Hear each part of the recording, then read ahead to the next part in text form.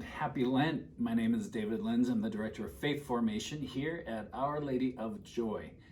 I'll be coming to you every single Wednesday, all the way up until and including the Wednesday of Holy Week. So I hope you look for these videos every week. You can find them either, well, I don't know, we're going to put them as many places as we can. The parish YouTube channel, the parish website. You'll probably see links to it on our parish Facebook page as well. So please keep up. You don't have to show up every single Wednesday, but it is helpful if you show up at some point during that week. So again, the videos will premiere every Wednesday. Now, before we get into it, I just want to tell you a little tiny tale. Okay, it's about the new man in the town of Lisdoon Varna on the west side of Ireland.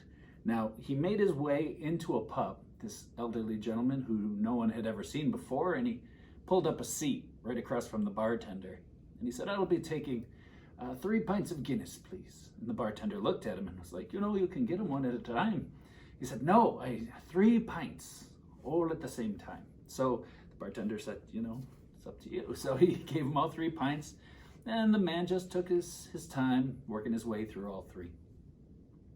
Well, days turned into weeks, and every single evening this older gentleman came into the pub in Lisdoon Varna asking for 3 pints of Guinness. Finally, the bartender asked him, and he said, "Well, no, why do you get the 3 pints at the same time?" And he said, I get them because I've got a brother who lives in Australia, and I've got a brother who lives in the States, and we just agreed we would do this to remember one another for the brotherhood." Okay, well, good enough for me.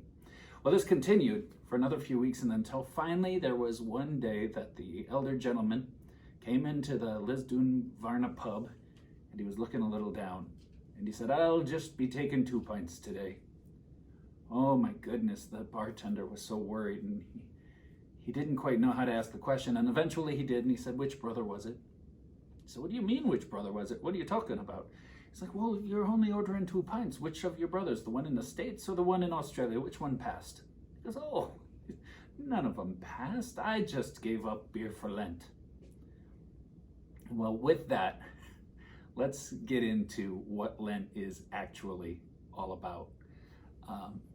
The theme for this retreat, all the Wednesdays leading through, is return to me with your whole heart. Okay? And that's really the essence of what this whole thing is about for us, right? This is a time of preparation. Now, most of you know that already, right? But with all due respect to my Cajun brothers and sisters, they've got it backwards with the whole Mardi Gras thing. They do the feast before the fast. Well, we're supposed to, as Catholics, fast before the feast. That is actually the way that, oh gosh, what's his name? It's escaping me now. But the way that it's been said by smarter people than me, we'll just leave it at that. Now, we're supposed to return home with our whole hearts. How do we do this? Well, from midnight on Ash Wednesday until the beginning of Mass on the Mass of the Lord's Supper on Holy Thursday, that is actually Lent. Good Friday isn't part of Lent, little fun fact. But it does include the Sundays. That's why they're called the first Sunday of Lent, the second Sunday of Lent, the third. You get what I'm saying. So let's just tackle the controversy right here from the start. That when I give up chocolate for Lent, I can eat it on Sundays, right? Because that's the Lord's Day, and we're not supposed to, work and do these difficult things. And well, that's technically up to you, because you giving up chocolate in the first place is up to you. It's a good and right and holy thing that we give things up, to remind us of what Lent is all about and to draw us closer to the Lord, right? But if you give them up on Sundays or not, that's your call. It's not church teaching, though, because Sundays are still part of Lent. Think of it this way, and I'm going to blow some of your minds with this one. When you play Monopoly, a lot of you have played the board game Monopoly, and when you have to pay the bank, you put it in the middle, and then when someone lands on free parking, they take all the cash that's in the middle of the board. It's not a rule in Monopoly. Somebody made it up, and everybody's like, "Ooh, I like that. I don't like giving money back to the bank." It's the same sort of thing with Sundays. It's your call. If you want to give it up, except for Sundays, that's your call. But I would say that we should probably not be entering Lent looking to see how much we can get away with. I mean, after all, you're the one who's choosing to do it, right? So what do I have to do in Lent? Well, the theme is return to the Lord with your whole heart. So number one, change your attitude. What can I do should be the attitude, as opposed to what can I get away with? But more to the point, all 18 to 59-year-olds, and I looked this up on several sources just to make sure I got it right, 18 to 59-year-olds are obligated to fast on Ash Wednesday and Good Friday. Now, everyone can, but only 18 years old to 59-year-olds are required to. That fast, and by the way, even people in that category who have a medical condition that keeps them from fasting are excused as well, but that's a pretty rare deal. But what is a fast? It is one normal meal. By the way, spoiler alert, we're going to get to it, but no meat. One normal-sized meal and two smaller meals that don't even quite add up to the size of the normal meal.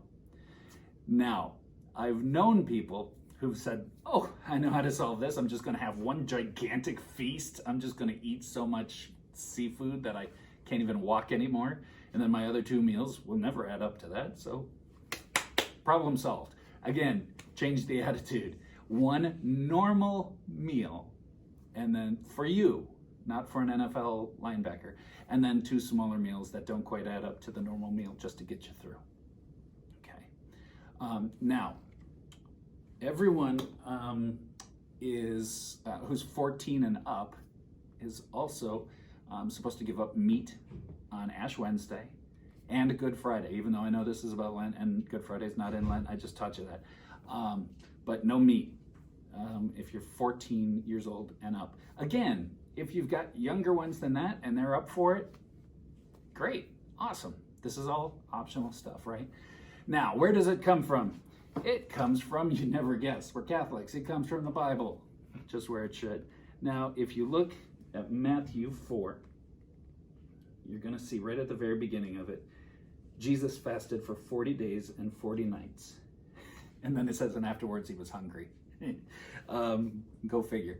If you want to dig a little deeper into biblical roots of the 40 days and the fasting, go to Deuteronomy 8, verses 2 through 3.